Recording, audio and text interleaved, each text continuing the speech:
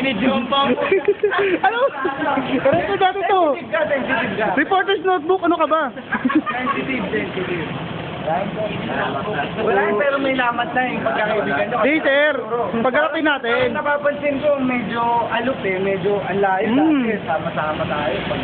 Relax na sa bukas na taon, item sa ibig sabihin, hindi na buo yung panggabi ko kasi meron na within ano. Sir, magbibigay lang ako, magpapangmaga na ako. Magpapanikit ako kasi matado. Hindi magkakamay, sir, na may lamat talaga. Oo, may lamat talaga yan. Siyempre dapat may shake, Wala naman sa akin, hindi naman ako. Okay, so, dito bro, dito. Dito. O, dito muna. Ikaw kanina ka-rig ko eh. Siyempre, di ba? Siyempre, di ba? Mga bata.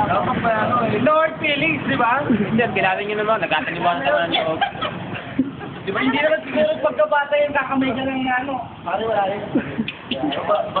Binibidyo pa kasi. Oo, may lamat! May lamat! Tumulog ka kanina eh. May lamat eh! Hindi kinabot eh! Ginawa eh!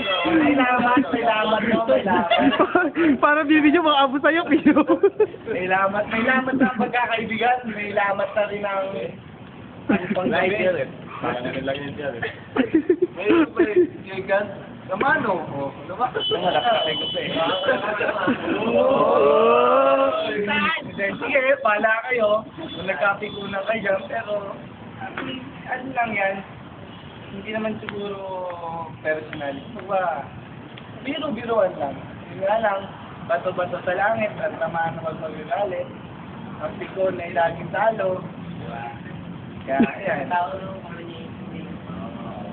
Kaya, yun lang. Sana maging okay pa rin. And kita-kita tayo din bukas. Okay? Lang. See you. Bye.